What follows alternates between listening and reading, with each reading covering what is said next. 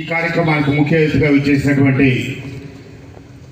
మా అన్నగారు జిల్లా జనసేన పార్టీ అధ్యక్షులు గౌరవ సామినేని ఉదయభాను గారికి, అలాగే మన మైలవరం నియోజకవర్గ జనసేన పార్టీ ఇన్ఛార్జ్ అక్కల గాంధీ గారికి, ఈనాటి PACS ముగ్గురు సభ్యుల కమిటీకి చైర్మన్గా వ్యవహరిస్తున్నటువంటి సోదరుడు సతీష్ కుమార్ గారు, అట్లాగే ముగ్గురు కమిటీలో మరో ఇద్దరు సోదరులు గుంజి ఆంజనేయులు గారికి, అలాగే సోదరుడు పచ్చిపాటి వినోద్రావు గారికి, అలాగే మార్కెట్ యార్డ్ చైర్మన్ వైస్ చైర్మన్లకి, మా నాయకులు ఉయ్యూరు నరసింహారావు గారు, అలాగే జంపాల సీతారామయ్య గారు, శోభన్ బాబు గారికి, పూర్ణయ్య గారికి, అలాగే సోదరుడు శ్రీకాంత్ గారికి, వేదిక అలంకరించిన పెద్దలకి, ఈ కార్యక్రమానికి ఇచ్చేసిన తెలుగుదేశం, జనసేన, బీజేపీ కుటుంబ సభ్యులందరికీ నా నమస్కారం.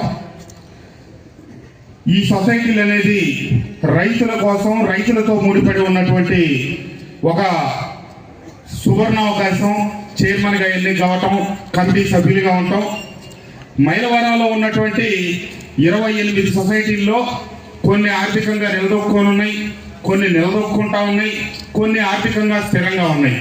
స్థిరంగా ఉన్న సొసైటీల్లో ఈ వెలవడం సొసైటీ ఒకటి. గతంలో ఉత్తమ సొసైటీగా ఎన్నిక కాబడిన సొసైటీ. అట్లాంటి సొసైటీ మీ ముగ్గురు కమిటీ చేతుల్లోకి వస్తూ ఉంది.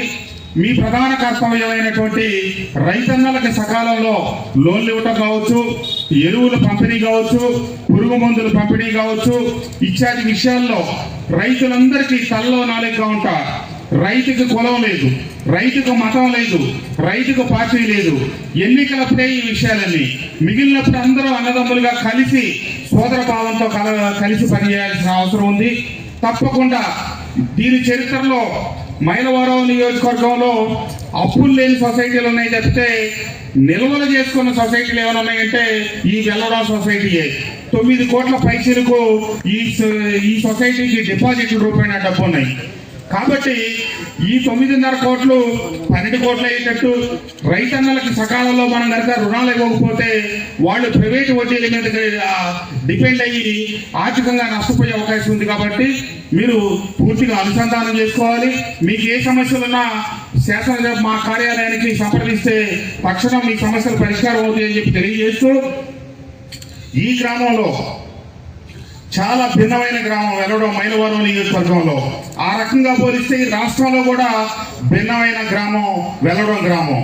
ఎందుకంటే ప్రవాసీలు ఎక్కువగా ఉన్న